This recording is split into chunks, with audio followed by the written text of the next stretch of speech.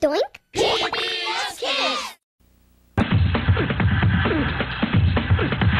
Kung marami ang naeengganyo na magparetoke, ipinakita ng Miss Bikini Philippines candidate walang tatalo pagdating sa natural beauty at kaseksihan. Nagpapatrol, Mario Dumawal. Pinainit pa ang beauty pageant season sa patalbugan ng 27 kandidata ng Miss Bikini Philippines 2011. Misyon ng kompetisyon, isulong ang all-natural diet at ehersisyo para magkaroon ng magandang katawan. Average weight ng mga dilag, 105 pounds.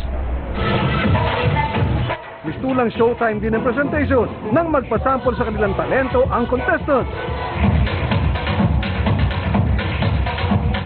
Ilan sa crowd favorites, ang Bicolanang si Claudette de los Reyes at ang Davaoeñang si Laika Ayuste.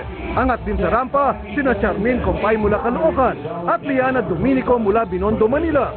She is beautiful, we are beautiful, but I think I've got the guts. She's good, but I'm very good. Kinilig naman ng mga beauty sa kanilang pag-amin kung sino ang gusto nilang makatambal sakaling pumasok sila sa showbiz. I want to be with John Lloyd Cruz. Jared Anderson? Ang bait-bait niya, hindi lang siya gwapo. Coco Martin. Bakit? He is the hottest man I've ever seen. Xavier Cruz, my boy next door. Kokoronahan ng bagong Miss Bikini Philippines sa April 12 sa Resorts World Manila. Ang mananalo ay ilalaban sa China. Mario Dumawal, Patrol ng Pilipino.